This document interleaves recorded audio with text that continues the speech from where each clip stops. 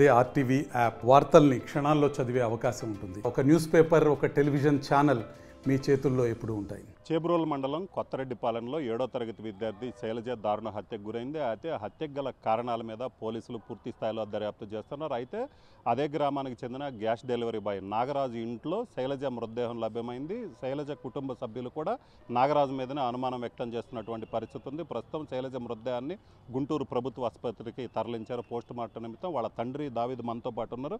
చెప్పండి, అసలు ఏం జరిగింది? మీ అమ్మాయి ఎప్పుడు వెళ్ళింది? మీ అమ్మాయి ఈ చనిపోయినట్టు మీకు ఎలా తెలిసింది? సార్, నేను మామూలుగా ఉదయం పాటు పనికి వెళ్ళి 8కి వెళ్ళిపోయాను సార్. పిల్ల 9కి వెళ్ళి హై స్కూల్కి వెళ్తారు. అయితే మా 2 బ్యాగులు ఒక సైకిల్ అండి. అమ్మాయి మా వాడి 2 బ్యాగులు తీసుకొని వెళ్ళాడు. పాప వెనకాల వస్తుంది. సరే, హై స్కూల్కి వెళ్ళినాక 11 టైంకి కడుపులు నొప్పి అని చెప్పేసి ఇంటికని వస్తుందంటండి. ఇంటికి వచ్చిన తర్వాత ఇక పాప ఇంటికి రాలేదండి. రాపెళ్ళాక మా వాడు మధ్యాహ్నం లంచ్ టైంలో వేసినప్పుడు పాప చూస్తే అమ్మాయి తోటి మామూలుగా 2 పిల్లలు ఉంటారండి. మా అమ్మాయి అంటే మా అమ్మాయి వెళ్ళిపోయి ఛాన్స్ అయిపోయింది అని చెప్పి చెప్పారంట. ఇక మా వాడు ఆ టైం దాకా చూసి మామూలు టైంకి వచ్చేసి అదే బడైపోయిన టైం నుంచి బయలుదేరి 1 గంట ముందు బయలుదేరేసి ఇంటికి వచ్చి వాళ్ళ అమ్మని అడిగి, అమ్మాయి ఎప్పుడో బయలుదేరినట్టు రాలేదా అమ్మ అంటే రాలేదని చెప్పిందంట వాళ్ళ అమ్మ. ఇక బాబుకి అనుమానం వచ్చేసి పాప వెళ్ళే దారిలో మొత్తం ఎత్తుక్కుంటూ వచ్చేళ్ళకి ఒక వెళ్ళే దారిలో పాప చెప్పులాగా పడినాయండి సార్. పాప చెప్పులాగా కానీ మా అమ్మ చెప్పులాగా ఉందని చెప్పేసి వెళ్ళి చూస్తే ఇంటికి తాళం వేసి ఉందంటండి. ఇంటికి తాళం వేసి చూస్తే మళ్ళీ అనుమానం వచ్చి మా అమ్మ చెప్పులు ఏడు ఉన్నాయి కదా అని చెప్పేసి కిటికీ నుంచి తొంగి చూశాడండి సార్. పాప పక్క తిరిగేట్టు పనుకుందంట సార్. సరే, మామూలుగా అలా అటు పనుకుందా ఏదో రకంగా వాడు తెలియదు కదండి. కేకలేస్తుంటే పలకలేదండి.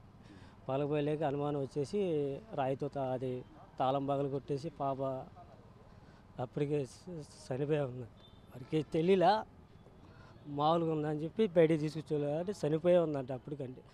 నాకు 4:30 ఆ టైంకి ఫోన్ వచ్చింది సార్ నా పనికా నుంచి. ఇక నేను ఆడవాడికి వచ్చేలేక పాపని అక్కడ బాల మీద పనుకోబెట్టారు సార్. పాప వచ్చేలేక డాక్టర్ ఆయన వెళ్తుంటే ఆయన చూపించాను సార్. పాప చనిపోయి ఛాన్స్ అయిపోయిందన్న. పాప ఎప్పుడు చనిపోయింది కూడా తెలియదు సార్. అంటే ఇప్పుడు ఈ నాగరాజు ఇంట్లో దొరికింది కదా, అసలు నాగరాజు మీకు తెలుసా? అంటే నాగరాజు అనే వ్యక్తి మీకు తెలుసు? తెలియదు సార్. అంటే బడికి వెళ్ళే రూటు అటు, అంతేగాని నాగరాజు ఎవరు మాకు తెలియదు సార్.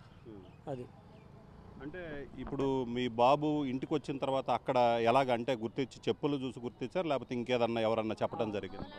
దోలాడుతుంటే దాని ముందు చిన్నపిల్లలు ఉంటారు కదా, మా పాప ఇటే వెళ్ళి ఉండిద్ది, ఫ్రెండ్ల కోసం వెళ్తూ ఉంటారు కదా, ఇటు లేదంటే అటు కూడా చూడండమ్మా అని చెప్పేసి అన్నారు అన్నమాట.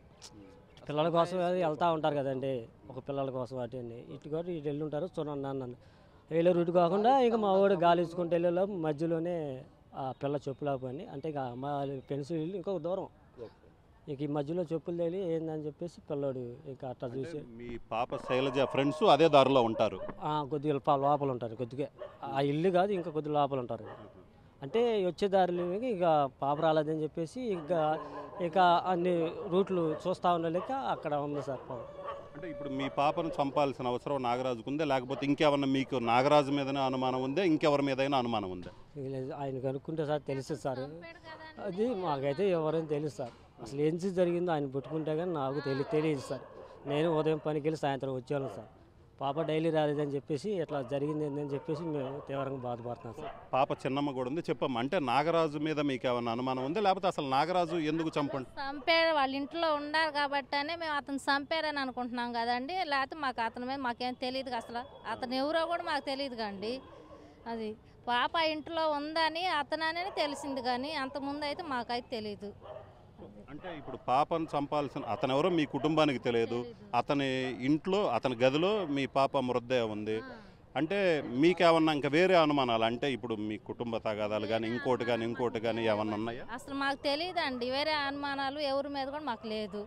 అతని ఇంట్లో ఉంది కాబట్టి అతనే కదా అని మాకు అనుమానం. అది అనుమానం కాదు, అది కావాలని చేసినట్టు నాకు అనుమానం సార్. అది కావాలని చేసే అంత ఏముంటుంది? వాడు ఆ రూట్ని పిల్లని ఎన్నిసార్లు చూసి ఉంటాను, కానీ నేను అనుమానం వచ్చేసి వాళ్ళు చేసి ఉంటాడు, వాడు మొత్తానికి చేసి ఉంటాడని నాకు అనుమానం వచ్చింది సార్. చూసి ఉంటాడేమోనండి, పిల్ల అమ్మాయి సక్క అమ్మాయి కదా, ఏదో చేయాలని చేశాడు. అసలు ఎలా చేసింది అనేది అతను పట్టుకుంటే తెలిసింది కదండి. మేమైతే చూడలేదు, మేము అక్కడ లేము. ఆడదా కూరు మాదా కూరలో ఉండము. అదండి.